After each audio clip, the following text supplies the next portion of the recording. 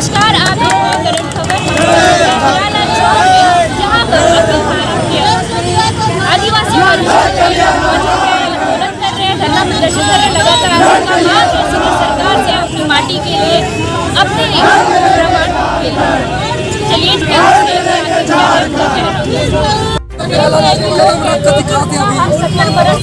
नहीं चलेगा, नहीं चलेगा,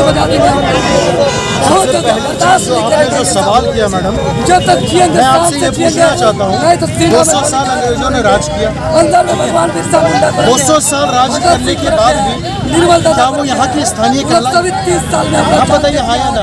नहीं कहलाए। हम 1932 के हैं, झारखंडी है, झारखंडी 1947 में देश आजाद हुआ, हम 1932 के हैं। हम खतियान में लेकर चलते हैं, हमारे पास खतियान है।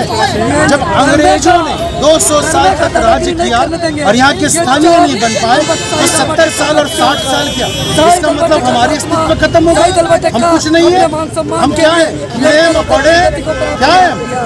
आखिर हम ये पूछना चाहते हैं, सबसे पूछना चाहते हैं, यहाँ की सरकार से भी पूछना चाहते हैं, या झारखंडियों को, हम युवाओं को, हम आज बेरोजगार पड़े हुए हैं। आप तो कह रहे थे 5 लाख नौकरियां देंगे, कहाँ है वो 5 लाख की नौकरियां? अगर ये मुद्दा उन्होंने उस जगह पर बोकारो और धनबाद पे नहीं शुरू किया हुआ था, तो आज ये आंदोलन यहाँ पर नहीं होता।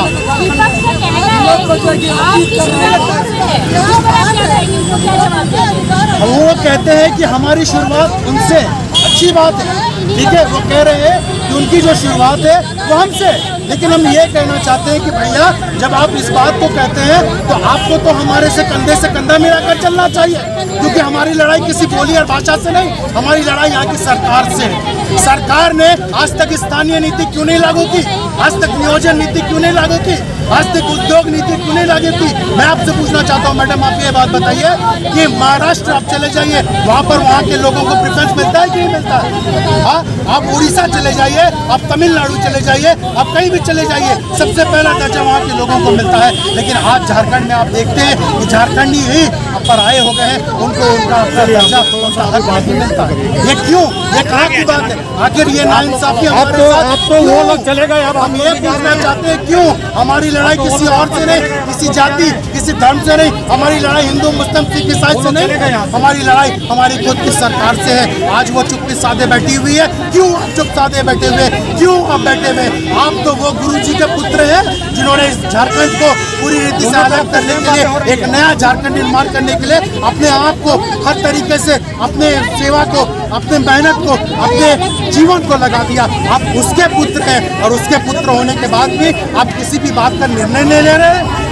ये कहाँ का इंसाफ है? तो ये आखिर हम कहाँ तक सहेंगे? कितना हद तक सहेंगे? हम इस बात को कहना चाहते हैं कि जितना सहना था हमने सह लिया। हम आज इस जगह पे खड़े हैं, हम ग्रेजुएटेड हैं, हम पढ़े लिखे हैं। अगर झारखंड में स्थानीय नीति होती तो आज हम इस जगह पर खड़ा होकर के धरना नहीं देते। हमारा भी घर है, हमारे भी परिवार है, हमारे भी परिवार में लोग हैं। सोचना पड़ता है कि घर कैसे चलाएंगे, हमें भी सोचना पड़ता है, ये हमारी जिम्मेदारी है। हमारी माँ जो है वो अब बूढ़ी हो चली है, हमारे पिताजी गुजर गए हैं, हम क्या करें इस दशा पे? आप ही बताइए, हम क्या करें? हाँ, अगर किसी जगह पर नौकरी करने के लिए जाते हैं तो 8,000 5,000 प्राइवेट में जॉब मिलता है। 5,000 8,000 में क्या होता है? क्या होता है? हमारे माँ ने, हमारे पिताजी ने अपने हर एक संपत्ति को, या फिर जितना भी उन्होंने कमाया, सब हमारी शिक्षा में खर्च कर दिया। अपने लिए कुछ भी नहीं रखा, कुछ भी नहीं सोचा।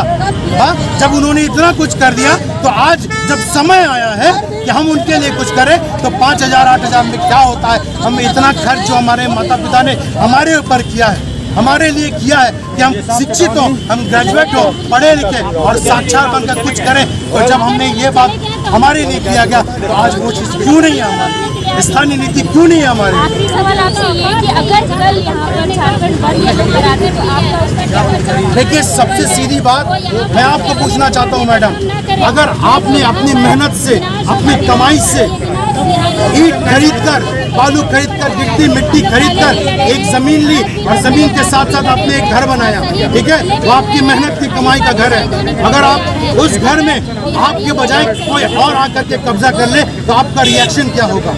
जाहिर सी बात है कि आप उसके विरोध में खड़े होंगे कि नहीं होंगे? भाई है ना मैडम, जरा जोर से बोलिए, सुनाई नहीं दी। खड़े होंगे ना?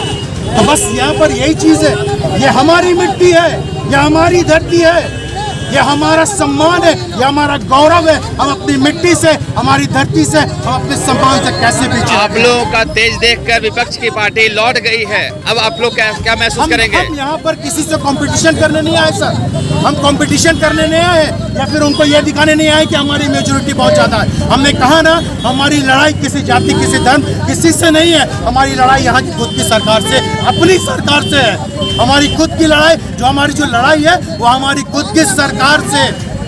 हम किसी के विरोध में नहीं कर रहे। हम इस बात के लिए खुश नहीं है कि वो चली गई, हम इस बात के लिए खुश नहीं। उनको भी अपनी बातें रखने का, हाँ ठीक है वो आए, अपनी बातें रखें, उनको भी अपनी बातें रखने का अधिकार है। हम किसी के विरोध में नहीं है, हम यहाँ की सरकार के विरोध में। आखिर अगर ऐसा वो शुरुआत नहीं करते तो आज ये आग, ये चिंगारी इतनी बड़ी आग में कभी तब्दील नहीं हुई।